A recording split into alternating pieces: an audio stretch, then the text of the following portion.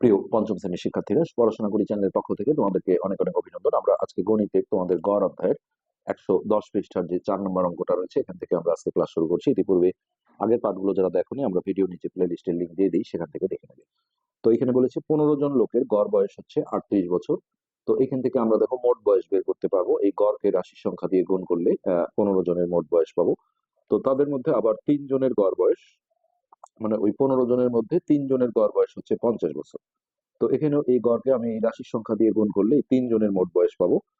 এখন এই বাকি যে ১২ জন থাকলো, ১৫ জনের মধ্যে ৩ জন গেল, এই বাকি ১২ জনের গড় বয়স চাওয়া হয়েছে। তো আমরা দেখো ধাপে ধাপে সেই বিষয়গুলো আস্তে আস্তে মানগুলো বের করে নেব ৪ নম্বরে। তো প্রথমে আমরা যেটা করব যে ১৫ জন লোকের গড় বয়স ৩৮ বছর। তো এই গড় বয়সকে আমি যদি মোট অর্থাৎ রাশির সংখ্যা দিয়ে গুণ করি, তাহলে আমরা এই ১৫ জনের মোট বয়স পাবো। তো ১৫ জন লোকের মোট বয়স, তাহলে এই হচ্ছে গড় গুণন রাশির সংখ্যা। তো এত বছর। তো এইটা আমরা দেখো রাফে একটু গুণ করে নিই। ৩৮ ১৫, তো ৫০টা ৪০, ৪০-এর শূন্য হাতে ৪, ৩ ৫ ১৫, ১৫ ১৬ ১৭ ১৮ ১৯। তারপর এক ঘর কাটা, এখানে ৮ অক্ষে ৮, ৩ অক্ষে ৩। তো শূন্য, ১৭ 7 হাতে ১, ৩ রেখে ৪ রেখে ৫, অর্থাৎ ৫৭০ বছর। এটা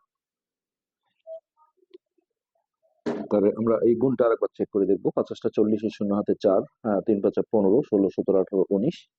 তারপর এক ঘর শূন্য, ৮ অক্ষে ৮, ৩ অক্ষে ৩, শূন্য, ১৭ ৭ হাতে ১, ৩ রেখে ৪ রেখে ৫। হ্যাঁ, ঠিক আছে। এবার ৩ জনের যে গড় বয়স দেওয়া ছিল, ৩ জন লোকের গড় বয়স, তো এটা ছিল ৫০ বছর। তো এইখান থেকে আমরা আবারও ৩ জন লোকের মোট বয়স, তাহলে এটা হচ্ছে গড় গুণন রাশির সংখ্যা।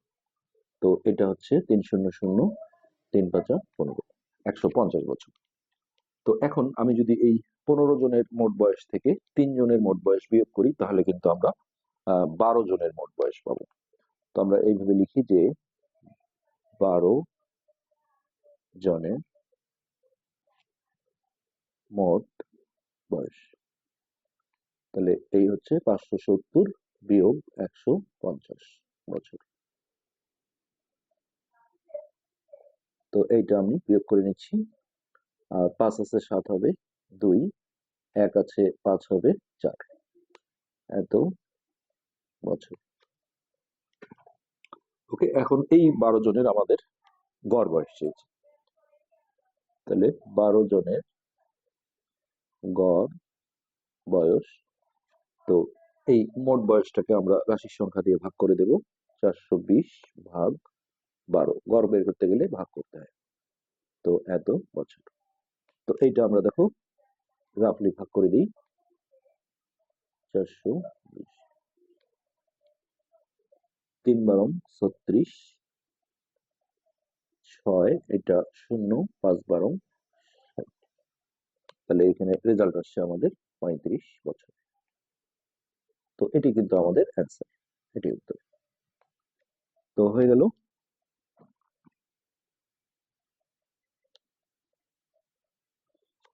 তো এটা ছিল আমাদের ৪ নম্বর অঙ্ক। এরপর এখানে ৫ নম্বর যে অঙ্কটা রয়েছে, আমরা সেটা সলভ করি।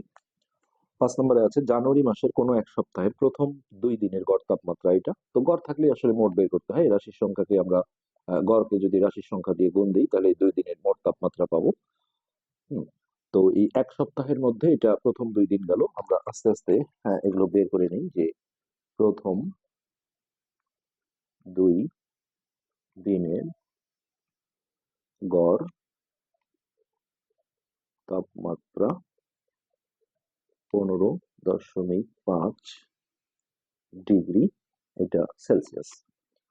তো অতএব প্রথম ২ দিনের মোট তাপমাত্রা, এই হচ্ছে গড় গুণন রাশির সংখ্যা। তাহলে এত ডিগ্রি সেলসিয়াস। তো এটা আমরা দেখো রাফে একটু গুণ করে নেব। 5 দুগুণে 10 এর 0 হাতে 1, 5 দুগুণে 10 এর 1 11 এর 1 হাতে 1, 2 এর 2 রেখে 3, তাহলে 31। এই দশমিকের পরে আসলে শূন্যের আর দাম থাকে না, হ্যাঁ ওইটা আর দশমিকও দেওয়ার দরকার নেই, তাহলে 30 ডিগ্রি সেলসিয়াস। 5 দুগুণে 10 এর 0 হাতে 1, 5 দুগুণে 10 এর 1 11 এর 1 হাতে 1, 2 এর 2 রেখে 3। এই হলো 2 দিনের মোট তাপমাত্রা। তারপর দেখো শেষে 3 দিনের গড় তাপমাত্রা দেওয়া ছিল, তাহলে শেষ 3 দিনের গড় তাপমাত্রা। তো এই 3 দিনের গড় তাপমাত্রা ছিল 17 ডিগ্রি সেলসিয়াস। এইখান থেকে আমরা দেখো এই শেষ 3 দিনের মোট তাপমাত্রাটা বের করব ওই একই সূত্র, গড় গুণন রাশির সংখ্যা, অর্থাৎ এটা হচ্ছে গড় গুণন রাশির সংখ্যা হচ্ছে 3, তাহলে এত ডিগ্রি সেলসিয়াস। তাহলে 3 17 51 ডিগ্রি সেলসিয়াস। ওকে, তো ওই সপ্তাহের গড় তাপমাত্রা 18 ডিগ্রি সেলসিয়াস হলে এই সপ্তাহের মাঝের 2 দিনের গড় তাপমাত্রা কত? ওই সপ্তাহের টোটাল গড় তাপমাত্রা দেওয়া আছে দেখো 18 ডিগ্রি সেলসিয়াস। তাহলে আমরা এখন যেটা করব, এইখানে দেখো এই 2 দিনের মোট তাপমাত্রার সাথে আমি যদি 3 দিনের মোট তাপমাত্রা যোগ করি, তাহলে এইভাবে করতে পারি যে 2 যোগ 3 সমান 5 দিনের মোট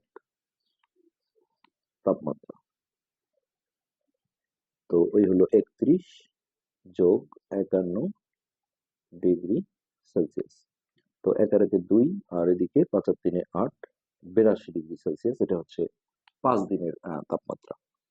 তো এখন দেখো সপ্তাহের পুরো সপ্তাহের যে গড় তাপমাত্রা আছে, সপ্তাহ মানে কি 7 দিন।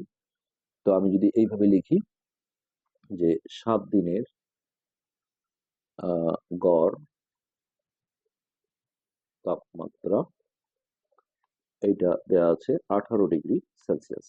তো এইখান থেকে দেখো 7 দিনের মোট তাপমাত্রাটা বের করব, এই গড় গুণন রাশির সংখ্যা এত ডিগ্রি সেলসিয়াস।